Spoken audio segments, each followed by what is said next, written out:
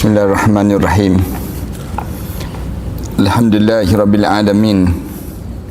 Wassalatu wassalamu ala asyrafil anbiya'i wal mursalin wa ala alihi wa sahbihi ajma'in. Subhanaka la ilma lana illa ma 'allamtana innaka antal alimul hakim. Ya alim 'allimna min ilmika kama tarda bihi 'anna.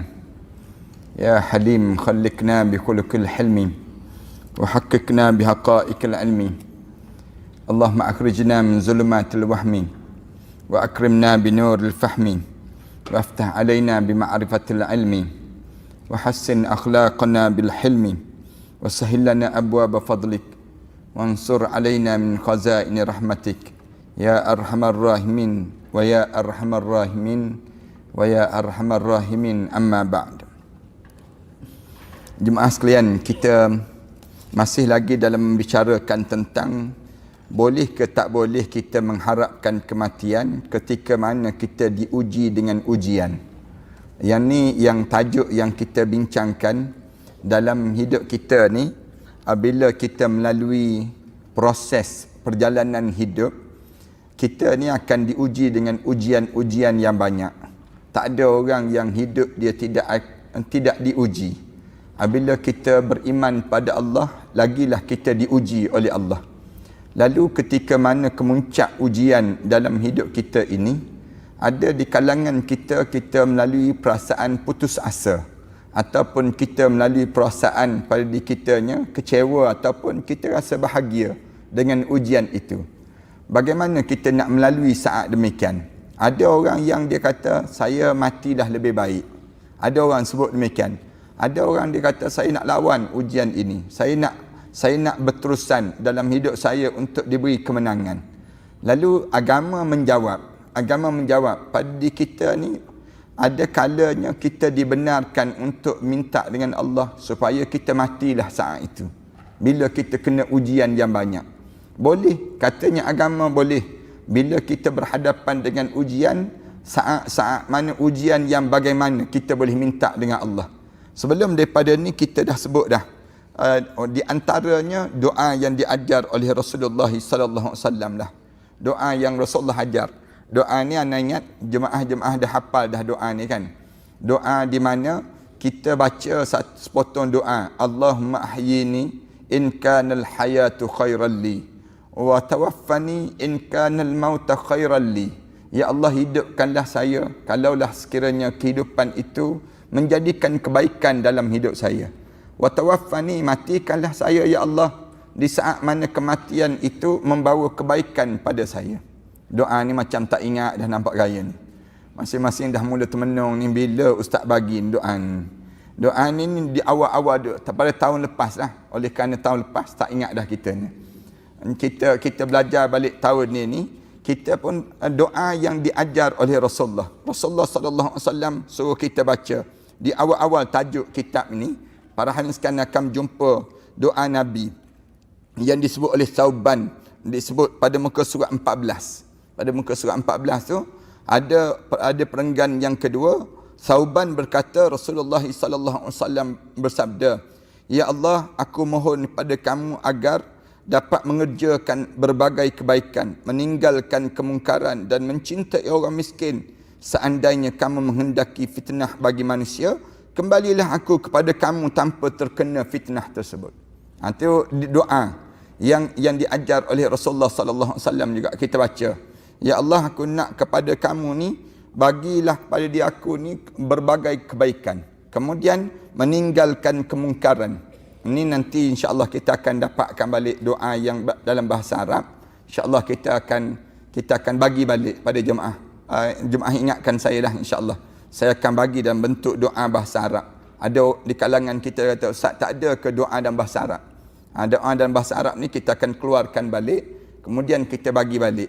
Antum mudah-mudahan orang kita tak cepat balik, senang kitanya. Kadang-kadang orang kita bila tak dapat, dia kata, "Baliklah Ustaz, senang." Ni doa ni kita akan bagi baliklah. Di antara doa-doa yang diajar oleh Rasulullah sallallahu alaihi wasallam. Ingatkan saya pada pengajian yang akan datang nanti, saya akan bagi doa-doa sebegini insya-Allah. Dia tertulis balik. Kemudian hari ininya kita sambung lagi pada muka surat 17 dalam kitab ni. Doa yang diajar, dalil-dalil yang menunjukkan bagaimana kita boleh berdoa untuk kita mati kalau sekiranya kita berhadapan dengan ujian yang banyak. Boleh. Boleh tu ketika mana? Abu Nu'aim berkata, demi Allah, seandainya kematian itu berada di tempat yang telah ditentukan, nescaya akulah merupakan orang yang paling awal sampai ke tempat itu. Kalaulah tempat mati itu tahu kat mana. Orang kata mati-mati ni di negeri Sembilan, misal contohnya. Kita lah yang mula-mula pergi ke negeri Sembilan. Itu disebut demikian. Kenapa? Kerana ujian itu banyak sangat. Ujian hidup sekarang ni. Ujian orang panggil yang jahat nampak baik, yang baik nampak jahat. Yang bila berlaku demikian, keliru dah. Iman kita ni tergoyang. Orang kita yang baik nampak jahat, yang jahat nampak baik. Yang ni jadi bahaya dalam hidup. Lalu dalam hidup kita ni saat yang sebegini, boleh tak kita berdoa minta Allah matikan kita? Matilah ya Allah. Lebih baik daripada aku hidup dalam keadaan yang bingung dalam hidup. Hidup dalam keadaan tak tentu arah pada diri kita. Macam hari ni lah kan. Macam hari ni, kes yang berlaku hari ni. Dengar cerita seorang adun di Selangor ni kena tangkap isap dadah. Isap dadah sedang khayal dalam apa dia?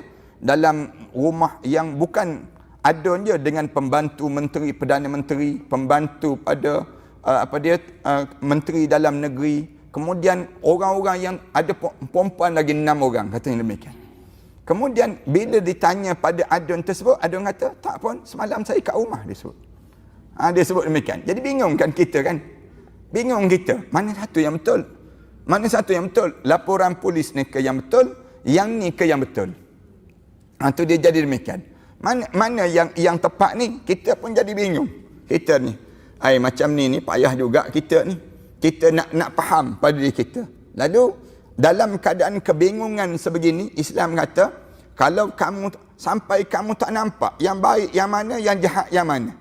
Orang yang datang, orang yang terakhir lagi, kita dengar cerita apa dia? Dengar cerita air Zam-Zam diharamkan untuk dijual di Malaysia kita ni. Misal contoh yang demikian. Air Zam-Zam diharamkan. Siapa yang jual air Zam-Zam kena tangkap, boleh masuk dalam penjara. Tapi yang herannya, yang jual arak halal pula dia panggil.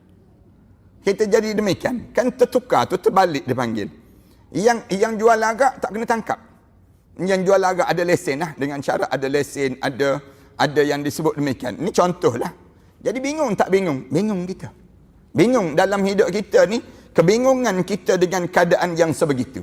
Bila bingung gitu, kita sebagai orang awam ni, kita kata, macam manalah nak lalui suasana sebegini. Ni sikit-sikit lagi, banyak lagi benda-benda yang besar yang berlaku pada kita. Bingung lagi kita. Bila Amerika bunuh Sulaimani, misal contohnya. Bila dia bunuh Sulaimani, dia kata dia berjaya untuk membunuh pengganas dunia. Dia sebut. Lepas tu dia pesan pula pada Iran. Iran jangan serang balas, dia jawab. Jadi dia kata kalau serang balas, dia kata nescaya kami akan bertindak pada kamu. Tu peringkat dunia. Peringkat dunia kan. Amerika kata ni pengganas. Iran kata ni komander kami. Yang kamu pergi bunuh di negara Iraq tu kenapa disebut demikian? Bunuh pula Sulaimani. Misal contoh. Kita pun termenung kita. Negara kita pun diam. Kalau jawab, nanti kita tersepit. Kita tersepit kan. Di antara bila kita buat di negara kita ni, KL Summit baru ni kan. Datang, Iran datang, Turki datang. Pakistan yang datang, yang kita jemput tak datang. Indonesia, jiran sebelah kita pun tak datang. Kita pun jadi keliru kan? Keliru. Ni kenapa pula ni jadi macam ni? Kalau betul kita ni kan. Jadi kekeliruan sebegini ni, dia jadi bingung ni.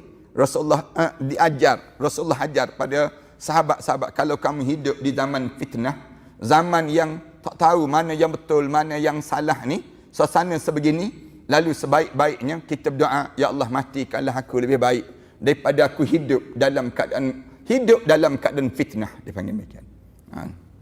Banyak benda lagi lah. Kalau nak sebut banyak cerita-cerita yang berlaku di negara kita ni, kalau sikit lagi kita kena gam, tak kena gaya. Dia akan jadi demikian. Kalau kita cerita banyak je, bingung kita kan. Baca surat khabar, baca berita, tak tahu mana yang betul ni pada diri kita. Abdul Rabihi bin Ibn Salih menceritakan bahawa dia pernah mendatangi rumah Makhul ketika mana sakit tenat. Kemudian Abdul Rabihi lalu mendoakan, semoga Allah menyembuhkan kamu. Bila dia sebut, semoga Allah menyembuhkan kamu, Makhul menjawab, tidak, disebut. Tidak. Sesungguhnya tinggal bersama zat yang diharapkan penyembuhnya. Itu adalah lebih baik daripada tetap tinggal bersama hal-hal yang tidak dapat dijamin keamanannya, iaitu syaitan dari golongan manusia serta iblis dan juga bala tenteranya. Disebut, tidak, jangan doa macam tu. Jangan doa saya sembuh, disebut demikian. Saya tak nak sembuh dah. Saya tak nak sembuh. Kenapa? Biar sakit ni baru mati.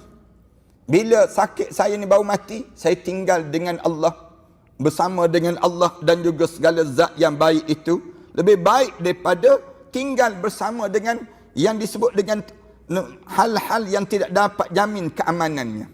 Saya hidup atas dunia ni lagi bahaya daripada saya hidup dalam kubur. Hidup dalam kubur tu jauh lebih baik daripada hidup atas dunia. Ini ada orang-orang alim demikian. Dia sebut. Kerana apa dia?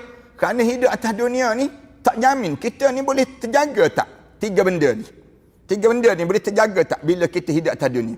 Yang pertama, terjaga keyakinan Islam dalam jiwa kita. Tergoyang tak tergoyang Islam kita ni. Yang kedua, boleh terjaga tak ibadah kita? Ibadah kita ni kan kadang-kadang dalam hidup kita ni jadi dalam keadaan tergoyang ibadah kita. Di antara nak jaga solat dengan nak jaga tengok maharaja lawak, mana untuk pada diri kita ni. Orang kita nak jaga maharaja lawak lagi, padahal bukan menang untuk dia pun, menang maharaja lawak dia panggil. Maharaja lawak tu pula kalau kita tengok menang dia tu sampai 500,000. Nak suruh orang suka je. Nak suruh orang suka tu dapat hadiah 500,000.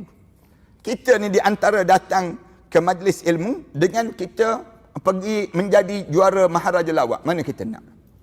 Orang kita kan keliru terus. Kalau ada orang tawar kita, kamu ada dua pilihan. Sama ada kamu nak jadi juara maharaja lawak ataupun kamu pergi majlis ilmu. Mana kamu nak? Tentu orang kita pergi maharaja lawak lah, dapat 500,000. Misalnya contohnya. Pergi majlis ilmu, kena derma pula. Pergi majlis ilmu, tabung lagu. Lalu tabung derma tu kan pejam mata kita. Ingat ke dapat duit? Rupa kena bagi duit. Kita jadi demikian. Dalam hidup kita ni, dalam dunia fitnah dia panggil. Dunia kita ni dunia fitnah. Di antara kita nak taat dengan kita nak buat maksiat. Mana besar? Senang buat maksiat ke senang buat taat pada diri kita ni? Kita boleh bayang yang macam tadi lah. Minum, nak jual beli air zam-zam tak boleh. Air zam-zam tu, nak dapatkan air zam-zam. Siapa yang meniaga air zam-zam, kena tangkap dan boleh dipenjarakan dia.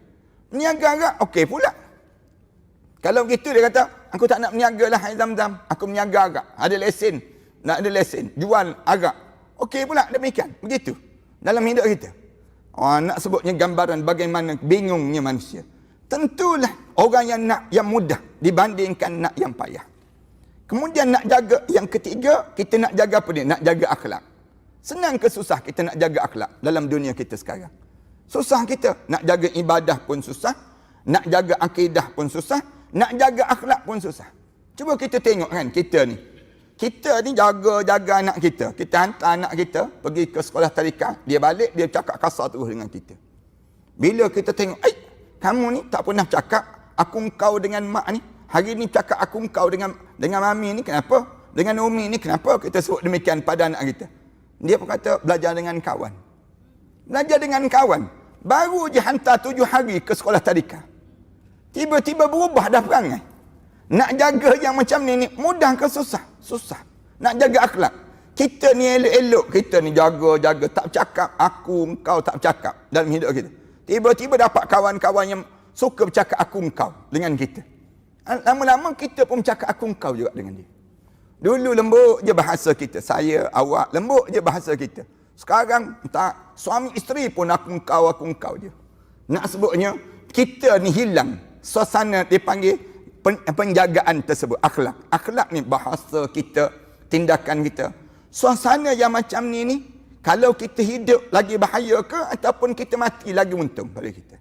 Tentulah ulama ada mati lebih untung lah daripada hidup menambah dosa yang menyebabkan Bila sampai begitu, kematian lebih diuntungkan dibanding dengan hidup yang membinasakan. Dia panggil.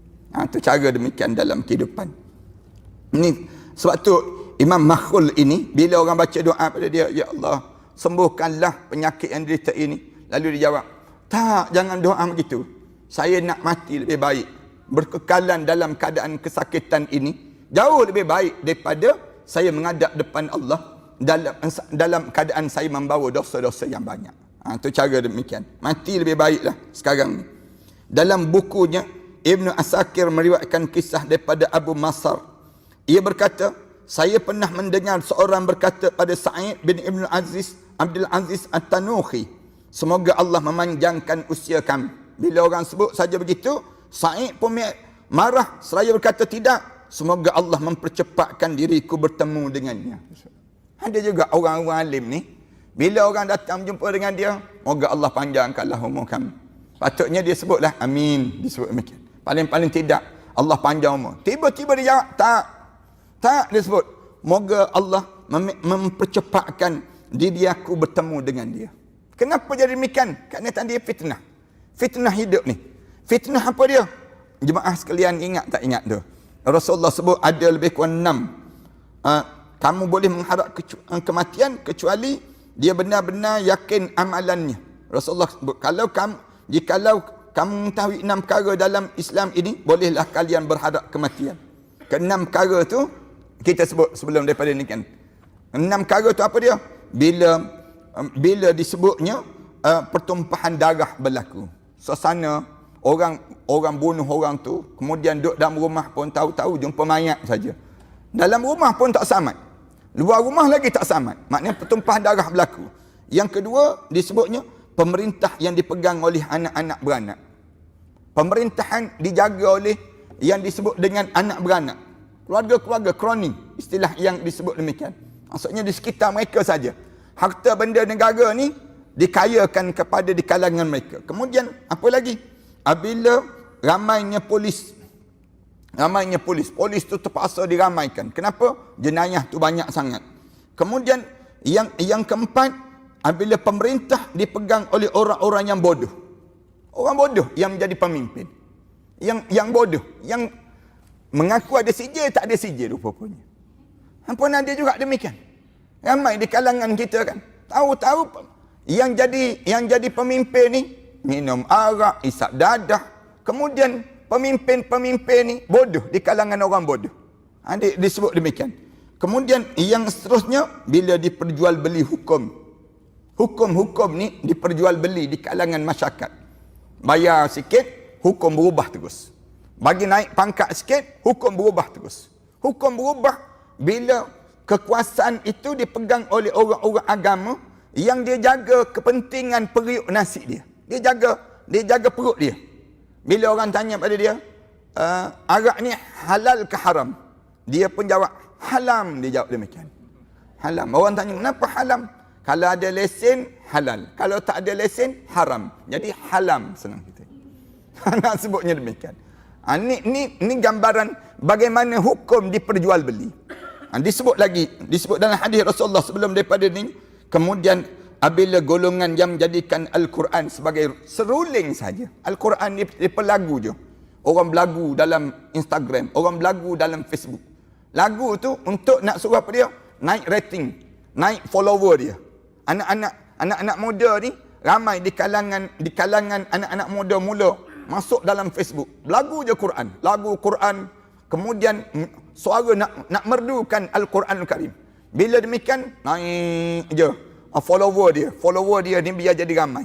Bila follower dia jadi ramai, di waktu tersebut dia pun jadi rasa seronok. Padahal saat itu fitnah yang besar yang sedang berlaku dalam kehidupan kami. Banyak sebab itulah yang kita bincangkan sebelum daripada ni. Macam tak ingat belaka dah ni, dia panggil. Tu yang kita ulang-ulang tu. Kemudian Abu Nu'aim Sa'id berkata, dia kata, tidak, semoga Allah mempercepatkan diriku bertemu dengannya. Abu Nu'aim menceritakan bahawa Ubaidah ibn al-Muhajir berkata, seandainya dikatakan sesiapa yang menyentuh tongkat ini, ia bakal mati, nescaya aku akan berusaha menyentuhnya. Bila dia letak tongkat. Kalau ada orang kata, sentuh tongkat ni mati, maka aku akan sentuh tongkat ni. Kenapa dia? Zaman fitnah. Hidup zaman fitnah. Mati itu lebih baik daripada hidup mengharungi fitnah-fitnah yang menggoncangkan 3 perkara tadi. Goncang 3 perkara yang saya sebut tadi lah. Yang pertama, goncang keyakinan. Keyakinan. Orang Islam kita ni, dia hilang keyakinan terhadap Islam. Dia pergi yakin selain daripada Islam. Orang Islam pergi percaya pada LGBT.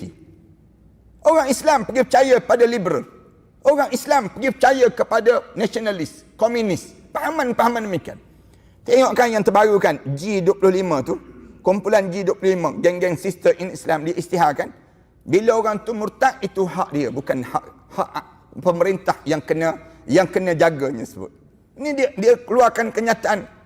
Kemarin dulu keluar lagi kenyataan. Berani geng-geng liberal ni. Dia boleh sebut hak murtad tu hak masing-masing.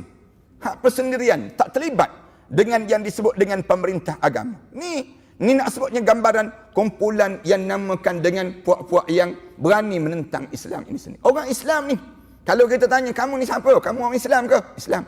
Habis itu yang kamu sebut demikian, dia kata tak ada dalam Al-Quran yang cerita tentang mengenai hukuman murtad ini sendiri. Tak ada.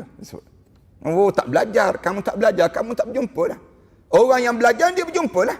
Ayat-ayat Quran, hadis-hadis Rasulullah yang menerangkan tentang hukum tersebut. Tapi G25 ni katanya pegawai-pegawai, bekas-bekas pegawai atasan kerajaan yang bertugas di kalangan golongan atasan yang bergrade A ni sendiri. Jawatan A di kalangan mereka sebut. Puak-puak mereka ni berani tentang. Sebutnya demikian rupa. Tak yakin dengan Islam. Orang kita ni pergi yakin selain daripada Islam. Ni yang jadi rosak dalam hidup ni. Islam je dalam hidup kita. Selain daripada Islam tak boleh tolong kita dalam kubur. Saya sebut banyak kali ni benda demikian. Kalau kita cari selain daripada Islam dalam hidup ni, boleh jadi kita akan selamat di dunia. Tetapi masuk dalam kubur tak selamat. Allah sebut dalam Quran, "Wa man yabtaghiral islami dinan falan yuqbala min wa huwa fil akhirati minal khasirin." Siapa yang cari selain daripada Islam sebagai satu cara hidup dia tidak diterima di sisi Allah. Masuk dalam kubur je. Wa huwa fil akhirati minal khasirin. Sampai di akhirat rugi terus dalam hidup mereka. Teruknya zaman kita ni kan. Zaman fitnah dia panggil. Hidup kita ni zaman fitnah je. Belajar Jawi itu pun, nak belajar Jawi je pun tak boleh. Nak suruh ajar Jawi. Kamu datang negara kami kan? Bila kamu datang negara kami, datanglah belajar Jawi. Apa masalah? 3 muka surat je. 3 muka surat ni tertendang menteri-menteri. Menteri itu tertendang kerana 3 muka surat ni saja. Nak sebutnya bagaimana orang kita tak ada kekuatan keyakinan dengan Islam. Oh, isu tanglung. Datang terus menteri-menteri lain. 7 orang pula tu berdiri isi yang disebut dengan isu tanglung. Masing-masing tanda tangan. Dengan menteri-menteri agama pun tanda tangan. Isu Jawi, kenapa kamu diam? Yang kamu diam, bisu tak berkata apa tu, wahai menteri agama dipanggil. Nak sebutnya gambaran. Yang tu pun isu tanglung, datang terus. 7 orang pula tu, tak pernah dalam sejarah. Datang dengan timbalan-timbalan Perdana Menteri dan sebagainya. Nak sebutnya, cakap banyak kan kena marah sungguh kita. Nak gambarkan tentang masyarakat kita. Teruknya, hinanya kita Islam pada saat yang sebegitu. Allahu Akbar. Ini keyakinan dengan Islam. Maksudnya, hidup ni, wala tamutunna illa wa antum muslimun. Jangan kamu mati kecuali kamu benar-benar seorang Muslim. Biar mati dalam benar-benar seorang Muslim. Dia ajar demikian. Jangan kita mati itu bercampur bau. Islam ke tak Islam ni? Islam ke nasionalis? Islam ke sekularis? Islam ke ism komunis? Ism ni pahaman keyakinan yang kita terap dalam jiwa kita. Kita berakidah macam mana pada diri kita. Yang ni yang bahaya dalam hidup. Dalam hidup ni, kita sebut, selain daripada Islam, aku tak terima. Selain daripada Islam, aku tak terima. Aku terima Islam je dalam hidup. Itu cara dalam hidup kita. Ni kita nak suruh berkongsi. Islam sikit, nasionalis sikit. Islam sikit, sekularis sikit. Apa cerita kita ni? Dalam hidup kita demikian. Islam bukan demikian. Lakum dinukum waliyadin. Bagi kamu agama kamu, bagi kami agama kami lah. Payah apanya dalam hidup ni. Kita tak paksa pun kamu masuk Islam. Dan kamu dah masuk Islam, kamu jangan main-main dengan Islam. Dia ada peraturan. Tidak ada paksaan masuk Islam. Islam tak memaksa umat ni masuk Islam. Cuma kamu dengarlah, kami nak terang pada kamu. Oleh kerana kamu datang negara kami.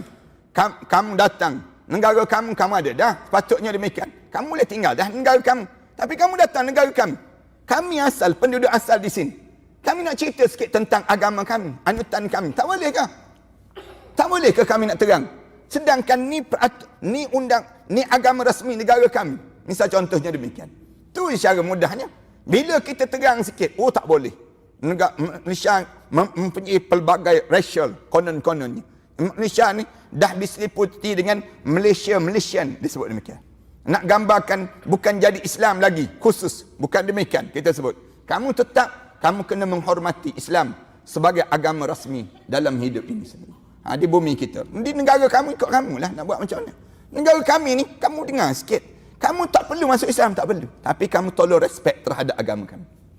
Itu cara demikian dalam hidup kita. Lakum dinukum waliyadin. Bagi kamu agama kamu, bagi kami agama kami. Allah dah ajar dah benda demikian, jelas. Tiba-tiba orang kita ni teragak-agak lagi. Oh Ustaz, kita kena terima dah hakikat. Begitu kita kena terima agama mereka. Dan kita campur agama kita sikit, agama mereka sikit. Kita letak, biar jadi sama dah. Oh senang je disebut demikian. Puak-puak liberal dia panggil. Abu Abdillah As-Sanabahi menuturkan, dunia ini mengajak kepada fitnah. Hidup atas dunia ni mengajak kepada fitnah. Syaitan mengajak pada kesalahan.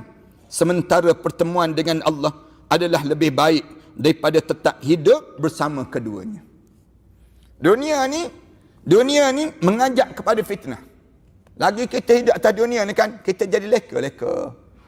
Tuan-tuan, para haniskan nak tahu kita leka tak leka, cuba masuk pasar raya. Masuk pasar raya je. Round je. Tak sedar lutut sakit dia panggil. Tak sedar yang kita ni dah berusia. Tak sedar gitu. Tengok yang tu cantik, tengok yang ni cantik. Ni dunia dia panggil. Sedar bila? Masuk terang benderang, keluar gelap gemelap. Gelap dah kita. Keluar malam dah kita sebut.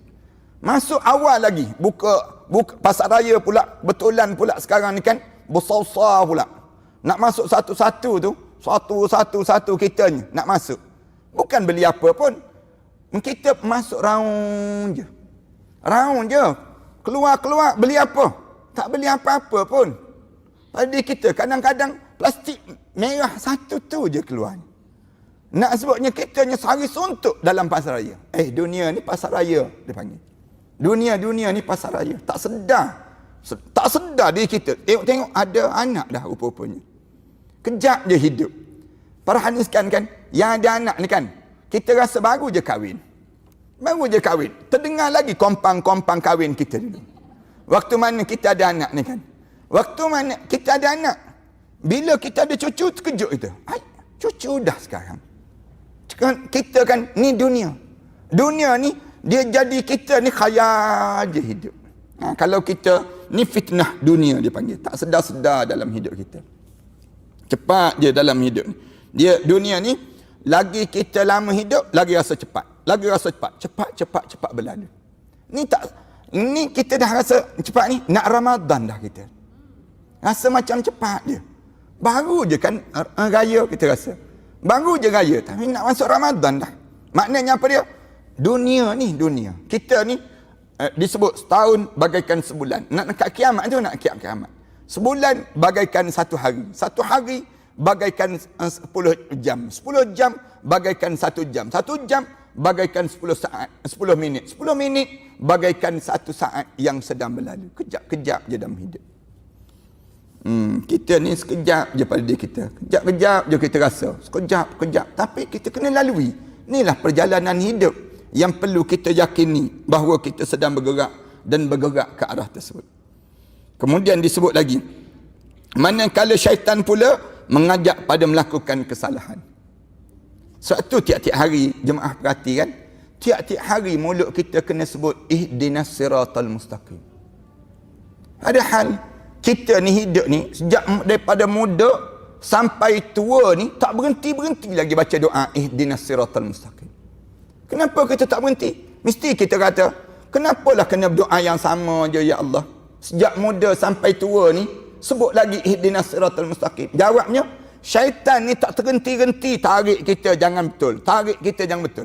Betul je hari ni, besok tarik balik. Jemaah-jemaah dapat datang hari ni kan. Dapat datang hari ni. Minggu depan tak confirm lagi dapat datang. Tak tentu lagi ni. Kena minggu depan syaitan tarik. Syaitan sebut, tak payah datang lah, katanya syaitan. Ustaz, dia ajar benda yang sama juga, dia sebut. Minggu depan, sekali lagi, ustaz ada balik, dia sebut. Syaitan pujuk, misal contoh. Kita pun, ya tak ya juga, tak payahlah. Syaitan pujuk je, tak payah datang lah. Jomlah kita tengok, kush-kush hotahin, misal contohnya. Tam-tam gini, kalau kita duduk depan TV, sambil makan apa dia, kopok, makan goreng pisang, kemudian kita tengok cerita-cerita Hindustan, tengok cerita-cerita Korea, jauh lebih baik daripada kita datang mendengar majlis ilmu. Syaitan ni tarik diri kita ni supaya kita ni tak taat pada Allah Subhanahu Wa Taala.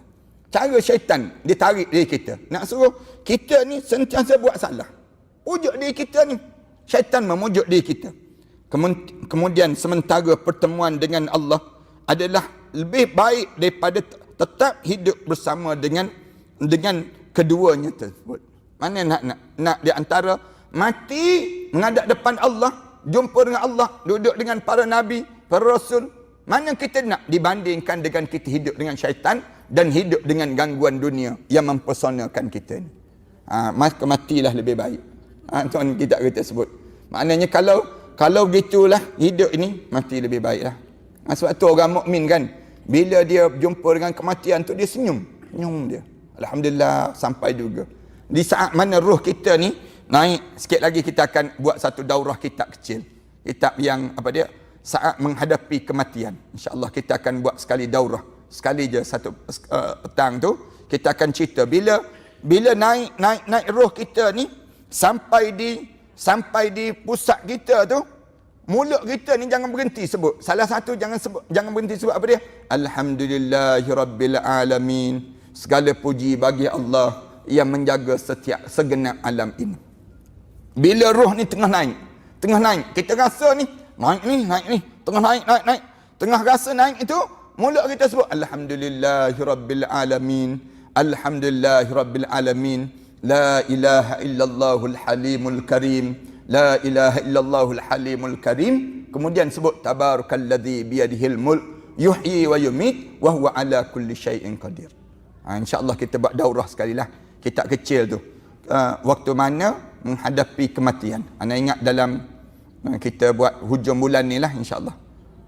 Hujung bulan ni kan. Hujung bulan ni untuk sekali lagi lepas pada ni.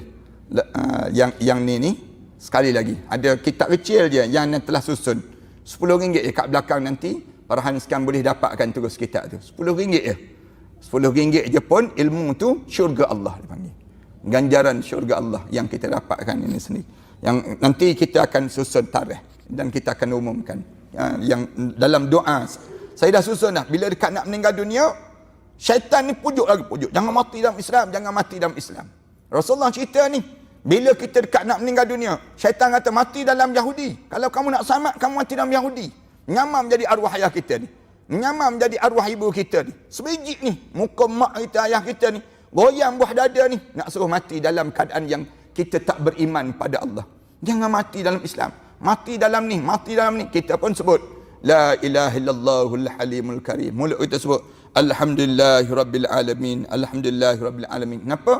Kita minta dengan Allah. Janganlah aku ni mati dalam keadaan yang selain daripada Islam. Dari kita. Tak mudah orang sekian. Orang dekat nak mati ni jauh lebih kelam kabut daripada kelam kabutnya orang yang lemas dalam laut. Rasulullah sebut, siapa yang jatuh dalam laut tu, bila dia jatuh dalam laut, dia tak reti berenang. Dia capai ke depan. Nampak kelam kabut kan? Yang dia nak tenggelam tu. Saat dia lemas. Orang yang dekat nak mati, lebih kelam kabut daripada itu. Kita ni, bila kita dekat kita lemah dalam laut tu, kita rasa kelam kabut dah. Yang dekat nak mati, jauh lebih kelam kabut daripada itu. Nak menjaga hati, jangan tergoyang. Kita nak suruh, kita ni yakin dah aku menghadap depan Allah. Itu yang kita boleh senyum tu. Boleh senyum, mulut kita boleh sebut la ilaha illallah. Kita boleh sebut la ilaha illallah Muhammadur Rasulullah. Kita boleh lalui semua suasana itu sampai kita tersenyum indah. Itu cara hidup orang mukmin. yang dalam cerita-cerita kan dia tunjuk orang yang bercinta, Romeo and Juliet misal contoh. Bila dekat nak mati tu senyum, tu cerita tu dia panggil. Cerita bohong je dia panggil. Nak cerita tu nak, padahal dia nak mati tu kesengsaraan yang amat sangat bagi mereka yang melakukan kezaliman dalam hidup mereka tersebut. Ibnu Abi Adunya menceritakan bahawa Amr bin Ibnu Maimun tidak pernah mengharapkan kematian. Ia menutur, saya mengerjakan solat ini dan itu setiap hari. Kemudian datanglah Yazid. Ibnu Muslim berkata kepadanya, meskipun Yazid sempat menyusahkannya, tetapi akhirnya ia mahu menerimanya. Seraya ia berdoa, ya Allah, pertemukanlah aku dengan orang-orang yang baik dan jangan engkau pertemukan aku dengan orang-orang yang jahat. Itu cara demikian. Sampai tahap waktu mana, saat mana dalam keadaan begitu, dia pun berdoa terus, ya Allah, pertemukanlah aku dengan orang yang baik-baik dia. Pada mati ni tak nak jumpa dengan orang jahat-jahat. Nak jumpa dengan orang baik-baik je dalam hidup. Macam kita jugalah. Hidup atas dunia ni, kalau kita nak tahu kita ni orang yang di kalangan ahli syurga, mesti kita berjumpa orang yang baik-baik. Nah, ni cara demikian. Kalau kita ni berjumpa kejap-kejap, jumpa muka jahat. Kejap-kejap jumpa muka jahat. Tanda kita jahat juga lah tu. Tanda kita jahat. Orang yang jahat, dia akan berkumpul dengan puak-puak jahat. Manakala orang yang baik, dia berkumpul dengan puak-puak yang baik. Dia akan jadi demikian. Dia akan menghala kehidupan kita. Ada yang sebut, saya ustaz jumpa dua-dua. Jahat pun jumpa, baik pun jahat. Jumpa dua-dua ustaz dalam hidup saya. Maknanya, kamu ni orang yang keliru dalam hidup. Kamu ni orang keliru dalam hidup kamu. Sebab orang jahat, orang baik pun nampak ada potensi kamu jadi baik. Manakala orang jahat pun nampak kamu ada potensi untuk jadi jahat. Satu, kalau kita ni kan orang yang baik je datang berjumpa dengan kita, tanda kita ahli syurga tu. Tanda kita ahli syurga. Orang soleh je. Kejap-kejap dapat panggilan orang soleh. Kejap-kejap kita jumpa dengan orang soleh. Kejap-kejap kita dengan kawan-kawan yang soleh-soleh je, soleh-solehat je. Kita hidup ni, tanda kita ahli syurga. Tanda kita ahli syurga. Tapi kalau kita ni kejap-kejap orang mengumpat datang. Geng-geng mengumpat ajak, jomlah join kami mengumpat. Misal contohnya. Jomlah kita pergi gini, jomlah kita karaoke, jomlah kita. Maknanya kita ni ahli neraka ni. Kita ni ahli neraka. Ahli neraka ni dia akan jadi begitu. Lalu masuk dalam kubur nanti jumpa geng-geng tu jugalah. Samalah di atas dunia ni.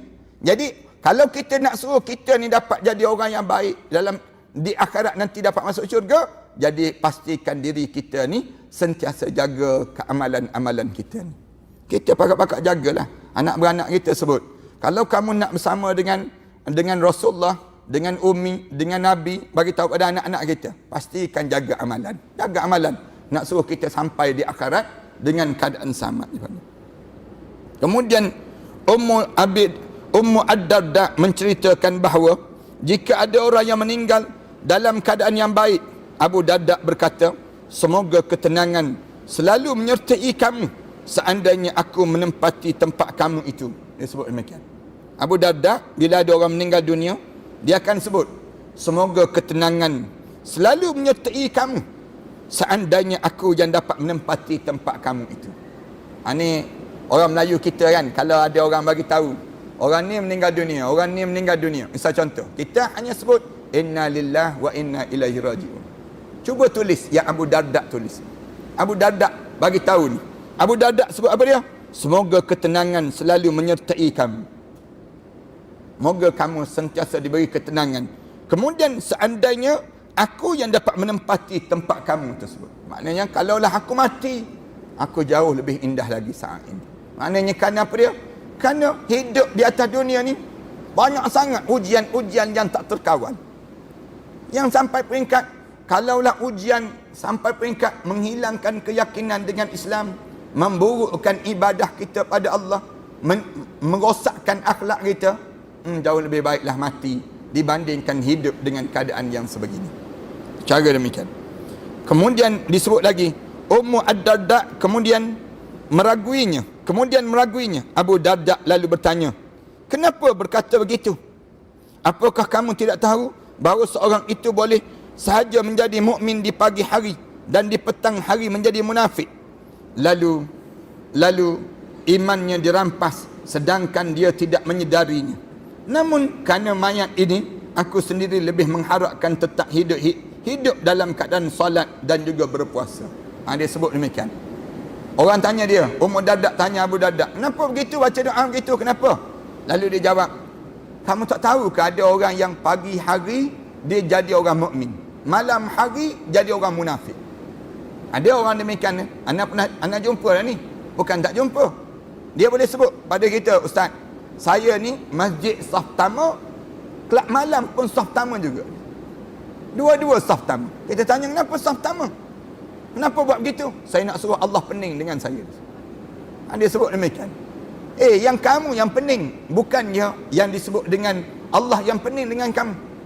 Anda berjumpa dengan seorang isteri datang mengadu, ustaz tengok suami saya, ustaz, Allah bagus, ustaz, pakai jubah, pakai ni, duduk dengan habaib, duduk zikir dengan habaib, malam hari pergi minum arak, balik-balik tunggang langgang ni, dia sebut balik-balik tunggang langgang ni, dia kata mulut berbuih ni 3 hari 3 malam tak sedar, mabuk, dia sebut demikian. Mabuk ni jadi biasa dalam hidup dia.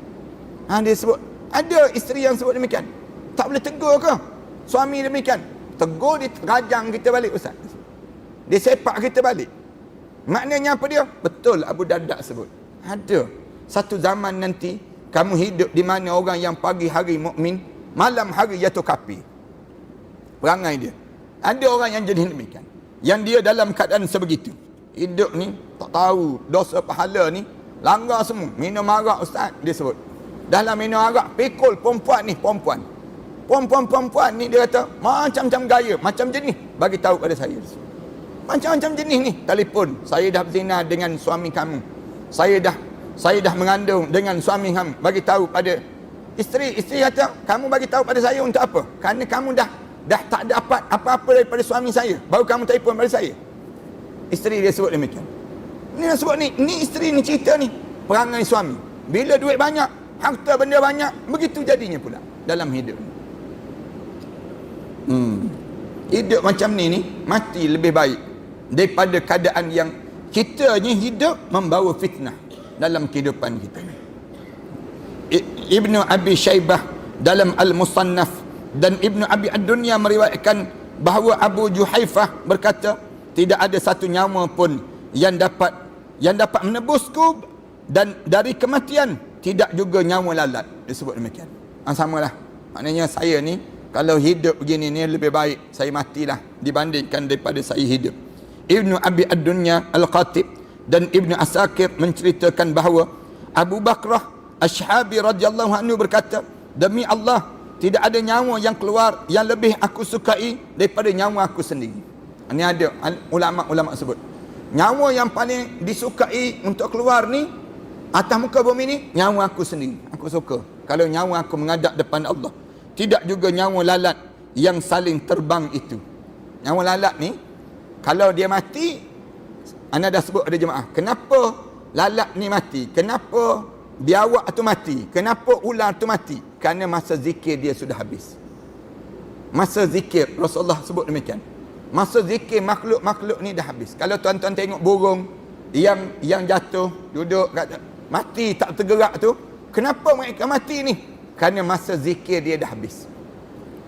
Masa zikir atas dunia ni dah habis. Lalu Allah matikan makhluk-makhluk ni. Maknanya kalau lalat tu mati, masa habislah zikir dia.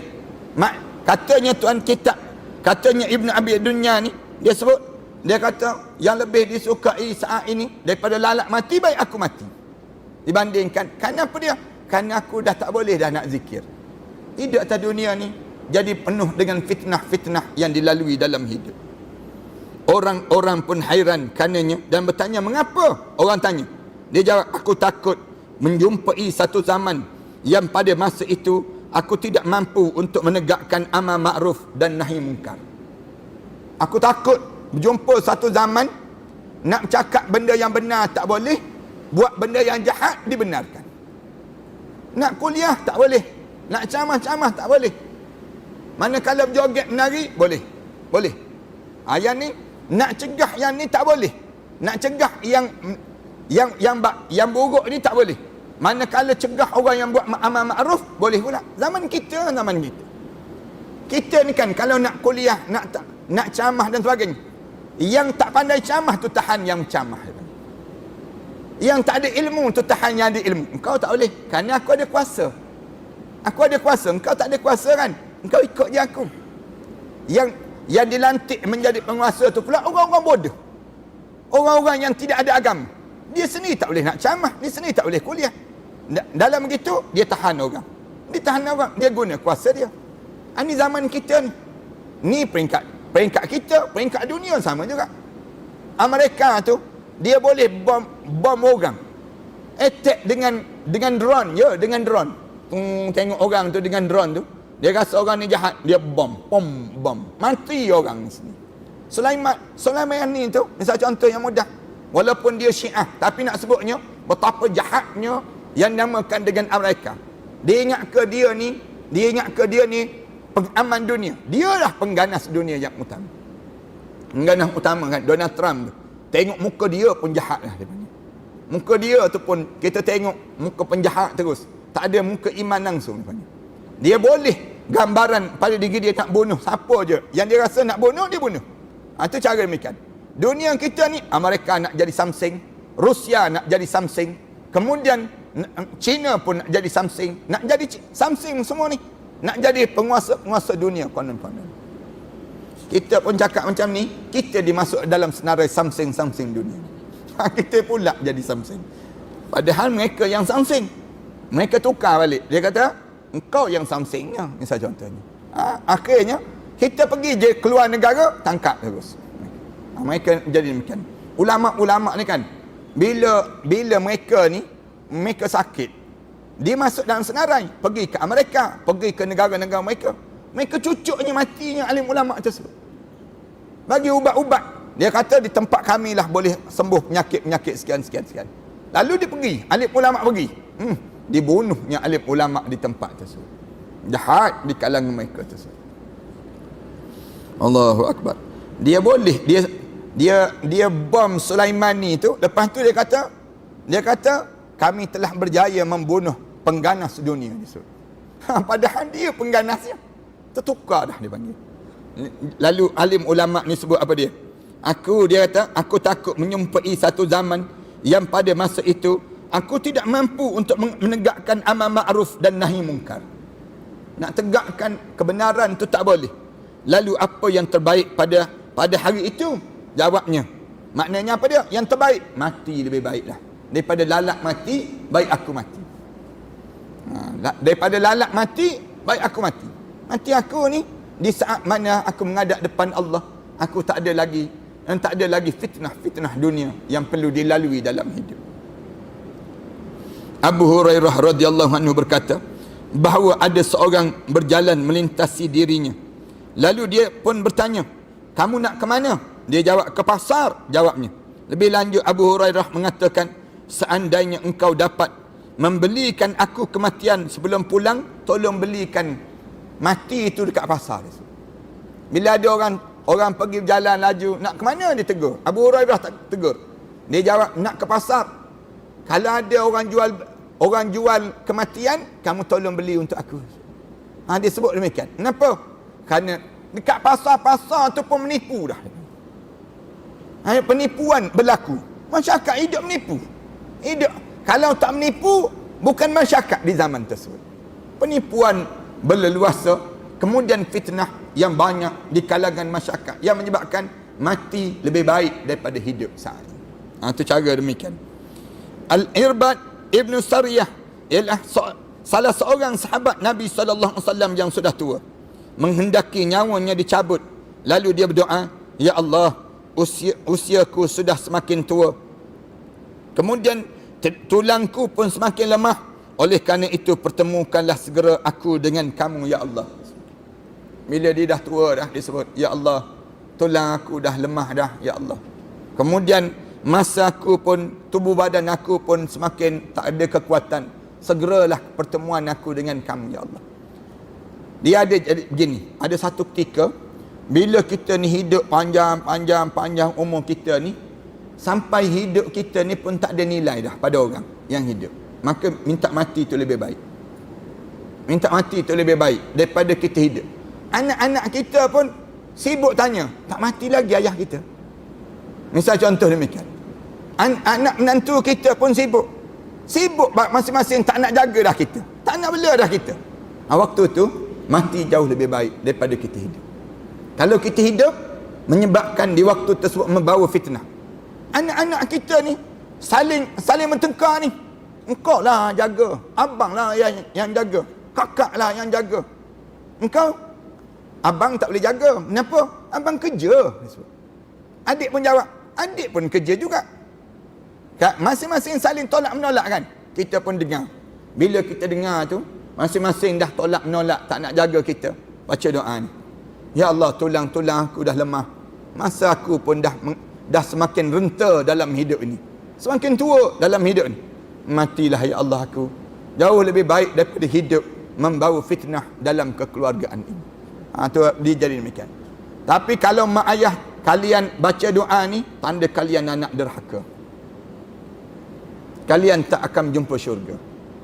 Siapa-siapa mak ayah dah mula baca doa ni, di saat mana kita ni tak peduli pada dia. Ayah-ayah kita baca doa macam ni. Ayah mertua kita baca doa macam ni. Mak mertua kita baca doa macam ni. Maknanya apa dia? Kamu ni anak derhaka. Kamu ni anak derhaka. Tak ada seorang pun nak berebut, nak jaga mak ayah. Tak ada seorang pun berebut, nak menawarkan diri, berkhidmat untuknya. Sepatutnya kita ni, mak ayah kita sakit, demam, kitalah yang kena khidmat untuk dia. Tolong jaga. Tapi kita tak jaga dia. Tak peduli pada dia. Saat ini, maknanya kita ni anak derhaka dalam hidup. Tunggulah waktu mana kita tua nanti. Sama je anak menantu kita akan buat. Ataupun lebih teruk daripada ni. Kita akan melalui saat yang demikian. Jangan tuan-tuan. Kalau tuan-tuan ada mak ayah, tuan-tuan ambillah kesempatan untuk ke syurga Allah. Tuan-tuan jangan lepas pada orang lain. Jangan lepas pada adik-beradik yang lain. Maksudnya kita berkelahi adik-beradik. Berkelahi itu maksudnya apa dia? Jangan ambil mak. Mak kena duduk dengan abang. Mak kena duduk dengan kakak. Jangan siapa pun. Mak, adik-beradik kita sampai merayu. Bang, bagilah peluang. Kami pun nak masuk syurga juga. Misal contohnya. Nampak kan tu? Mak pun rasa bangga. Mak pun rasa bangga. Anak-anak aku bagusnya. Berebut nak jaga aku. Berebut. Bila mak tak nak datang ke rumah kita, kita menangis. Menangis kita. Mak, kenapa dengan rumah saya, mak? Mak sampai tak nak datang ke rumah saya. Misal contohnya. Mak kita ni baca, mak kita kata bukan tak nak pergi, tapi susah nak masuk tandas. Susah. Nanti nak pergi, kamu pula jadi susah. Mak kita kata tak apalah kalau begitu. Saya buat tandas dalam bilik je lah mak. Mak senang kalau kerana tandas. Mak tak nak datang masuk. Saya buat. Maknanya kita usaha demikian pada diri kita. Tapi saya nak sebut ada tuan-tuan, para hadirin sekalian, kalau mak ayah kita ni kita tak ambil kesempatan di waktu mana dia sedang berusia sebegini, sehingga dia tersinggung hati dengan kita, kitalah sebodoh-bodoh manusia. Bodoh. Besar macam mana pun jawatan, hebat macam mana pun rumah kedudukan. Kalian tak ambil kesempatan ini saat mana mak ayah kalian masih lagi hidup, kalian tak ada manfaat langsung dalam hidup kalian. Tak ada manfaat langsung. Patutnya syurga tu terbentang luas untuk kita. Tapi kita sibuk dengan nak kerja kan. Nak kerja cari duit ni. Nak cari duit. Nak cari harta. Nak jaga isteri. Nak jaga anak. Tak jaga mak. Mak kita ni kita biar adik-beradik yang lain. Tunggulah kita. Sebodoh-bodoh manusia dalam hidup. Tak adalah yang lebih bodoh daripada itu. Saya nak sebut gambaran. Jangan lepas peluang yang Allah sedang berikan pada kita. Gambaran bagaimana dalam hidup kita demikian. Katanya lagi, suatu hari sedang katanya lagi disebut Al-Irbid bin Sariyah ini disebut. Kemudian katanya lagi, suatu hari aku sedang berada di masjid Damaskus. Masjid ni di antara masjid yang tertua dalam sejarah dunia. Syria sekarang ni. Kalau tuan-tuan pergi tu, masjid tu kapek je kan, kapek. Buka kapek tu tanah terus. Tak ada semin-semin. Tanah dia tu beralun-alun. Kalau kita pergi masjid di negara-negara Arab, dia tak simen macam kita jadi rata macam ni. Masjid lama lah, masjid lama. Tiang-tiang pun lama. Lama dah ratusan tahun. Di antaranya masjid Damaskus ini sendiri. Masjid Damaskus. Dia alim ulama ramai kumpul orang-orang alim. Kat tiang-tiang ni penuh orang alim. Setiap orang alim tu dia ada tiang-tiang masing-masing. Berebut duduk situ. Orang pun berebut kerumun je. Orang alim tu buka je kitab, baca je, orang pun pakat dengar je demikian. Ni kehidupan demikian. Mereka demikian di kalangan mereka. Kemudian aku mengerjakan solat dan aku berdoa agar nyawa aku segera dicabut. Tiba-tiba bersamaku ada seorang pemuda yang sangat tampan mengenakan pakaian yang berwarna hijau. Seraya berucap, doa apa yang kamu panjatkan itu? Aku tengok ada pemuda yang tampan, baju warna hijau. Cantik je. Yang dianya tanya terus padaku, kamu berdoa apa? Kamu berdoa apa? Aku menjawab, bagaimana seharusnya aku berdoa nak? Kata, ditegur. Bila disebut saja begitu, kamu berdoa apa ni? Lalu dia tanya balik, bagaimana seharusnya saya berdoa nak? Dia tanya pada pemuda tampan tadi. Lalu pemuda itu berdoa, ya Allah, perbaikilah amal ini dan tundailah waktu kematian ini. Pemuda tu ajar. Pemuda tu siapa? Malaikat kot. Tak tahu siapa. Dia pun tak kenal. Tapi pemuda tu dia ajar baca doa. Ya Allah, perbaikilah amal ini. Tundailah kematian ini. Jangan bagi cepat sangat mati. Dia baca. Yang ni nak suruh jangan bagi mati cepat. Baiki amalan. Baiki amalan. Bila Allah bagi peluang. Dan Ana lebih setuju yang ni. Setuju untuk biar kita panjang umur, kita betulkan balik. Ada orang yang soleh, bila dia kata panjang umur pun lagi teruk amalan, lalu minta mati lebih baik.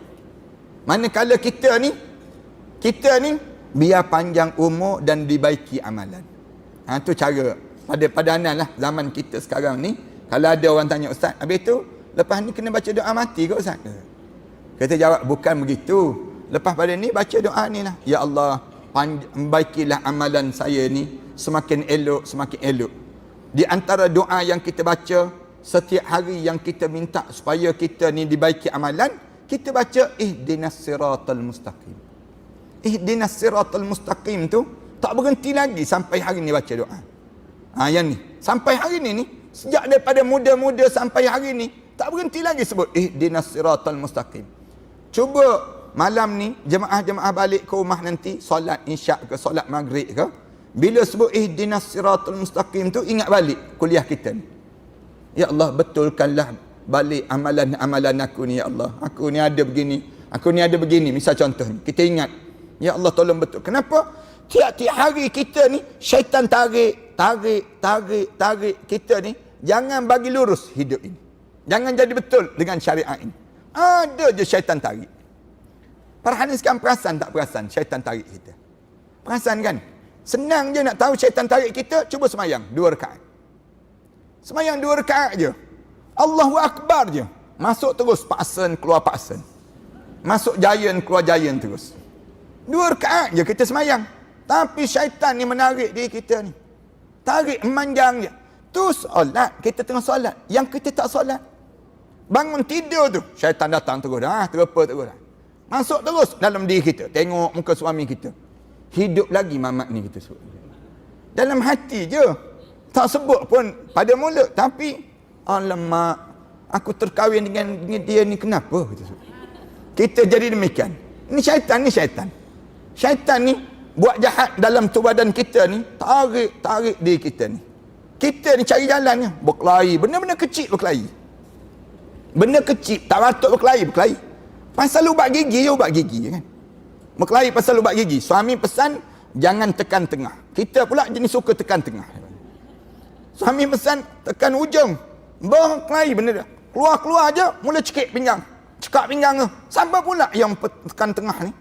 Siapa lagi kalau tak someone? Tapi nak sebutnya ada benda je nak berkelahi.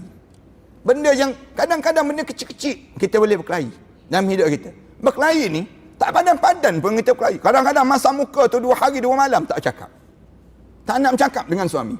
Suami pun tak nak bercakap dengan kita. Misal contohnya, dalam kehidupan kita. Siapa yang untung? Syaitan tepuk tangan. Bagus. Tidurlah macam tu, Tidur saat mana suami kamu tak redha pada kamu. Kan bagus, katanya syaitan. Kita pun tidur. Peduli apa aku orang tua. Kita jadi demikian. Berkelahi. Benda-benda yang macam tu. Ni siapa yang tarik ni? Syaitan lah. Syaitan tarik. Supaya tak lurus dalam hidup. Lalu mulut kita sebut, ihdinas siratal mustaqim. Ya Allah, tolong tunjukkanlah kami, bimbinglah kami ke jalan yang lurus ini. Lalu ditanya lagi, siapa engkau ni wahai anak? Semoga Allah memberikan rahmat pada kamu. Pemuda itu menjawab, aku ini Rotabil disebut, pencabut kesedihan dari diri orang-orang yang beriman. Malaikat nama dia Rotabil. Malaikat yang kerja dia tarik yang sedih-sedih dalam hati orang mukmin tu, tarik keluar. Bila macam mana? Dia tolong tunjuk jalan. Dia yang pernah tak jemaah-jemaah tengah-tengah tidur terjaga. Lepas tu terjaga tu teringat, aku nak tahajud misal contoh. Siapa yang kejutkan kita? Rotabil ni kerja dia tunjuk jalan. Ni jalan begini, disebut demikian. Pernah tak dalam diri kita ni kadang-kadang kita dengar suara sebut pada diri kita, dengar suara tu kata, bila lalu tabun derma, suara tu sebut derma. Jangan tak derma. Dia sebut demikian pada kita. Kita pun ambil duit masuk dalam tabun derma. Siapa tu? Rotabil. Rotabil ni sendiri. Yang dia je mencabut kesedihan kita dan menunjuk jalan hidup kita. Dia ada jenis syaitan. Syaitan dia ada jenis dia. Dasim misal contoh. Dasim ni dalam rumah tangga kita tu, kadang-kadang kita dengar atas atap rumah kita. Dengar malam-malam dengar je atas atap rumah ni. Anak-anak kita tanya, bunyi apa tu atas atap tu? Kita jawab, musang. Musang je kita sebut. Sebenarnya bukan musang. Itu apa dia? Dasim. Syaitan dasim. Syaitan dasim ni, jahat tak jahat, dia akan jadi yang baik jadi buruk. Wajah suami kita, wajah isteri kita tu jadi buruk. Jadi rasa membenci je nak tengok muka orang tua ni. Tak sedap je kita. Ni kerja dasim. Dasim ni melaga-lagakan rumah tangga untuk merosakkan. Manakala Rotabil ni pula, dia tarik kesedihan. Bila kita tunggu suami kita pulang, tak pulang juga. Mula syaitan dia akan masuk. Dia kata, suami kamu tu tak balik lagi tu, makan kedai mamak tu. Dia mesti makan seorang-seorang tu. Ni cara dasim, dia nak laga-lagakan kita. Manakala Rotabil, dia akan tarik. Dia kata, tak, suami kamu pergi masjid, dia pergi sembahyang, dia berjemaah, kamu dapat pahala sama daripada dia. Yang dia pergi solat berjemaah tersebut, kita pun tenang, lapang dada kita kan. Kita tak pergi, tapi suami kita pergi. Pahala yang dia pergi itu dapat sama untuk diri kita. Atau nak sebutnya demikian. Rotabil ni, dia menenangkan hidup pada seorang. Mudah-mudahan kita dapat benda demikian insyaAllah. Aku lalu berpaling, namun aku tidak melihat siapa pun yang bersama dengan aku. Dikisahkan oleh Ibnu Abi Ad-Dunya, At-Tabrani dalam Al-Kabair, dan Ibnu Asakir melalui kitab Urwah Ibnu Ruwaini yang menceritakan peristiwa yang berlaku demikian. Habislah tajuk ini, kemudian kita sambung tajuk keutamaan kematian. Kelebihan kematian pula. Mati ni ada kelebihan. InsyaAllah kita sambung akan datang nanti. Apa dia kelebihan tersebut? InsyaAllah kita akan sebut dalam tajuk yang akan datang. Sallallahu ala Muhammad wa ala alihi wa sahbihi wasallam. Walhamdulillahi rabbil alamin. Jemaah sekalian, kita kan kuliah kita ni berselang kan, selang kuliah kitab ni. Minggu depan kita belajar hebatnya surah Al-Ahzab. Ni kitab ni. Ana dah susun dah kitab ni. Jadi jemaah kita baru sampai ayat yang ketujuh baru. Ayat yang ketujuh baru, dan ana akan habiskan kitab ni lah. Kitab ni kita dah susun dah. Jemaah dapatkan kitab ni kat belakang nantilah. Tak mahal pun, RM20 je. Ana dipahamkan demikian.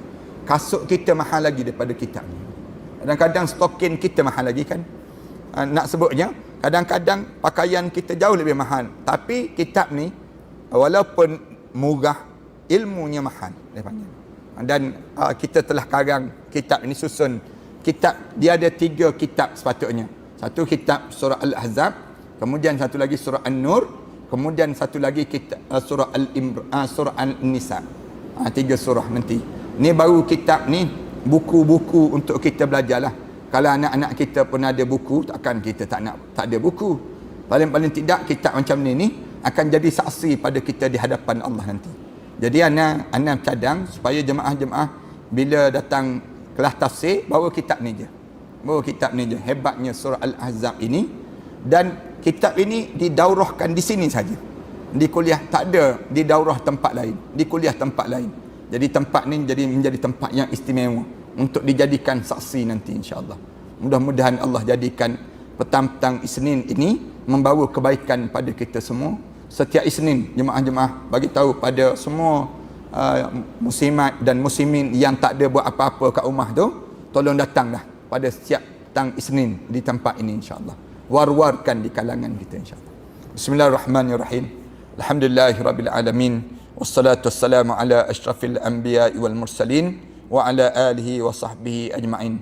Rabbana iftah bainana wa bain qaumina bil haqq wa anta khairul fatihin. Rabbana zalamna anfusana wa in lam taghfir lana wa tarhamna lanakuna minal khasirin. Rabbana wa tub alaina innaka antat tawwabur rahim. Rabbana atina fid dunya hasanah wa fil akhirati hasanah wa qina adzaban nar. Sallallahu ala Muhammad wa ala alihi wa sahbihi wasallam. Alhamdulillahirabbil alamin. Muhammadun Rasulullah alaihi salatullah wa alihi wal ahibba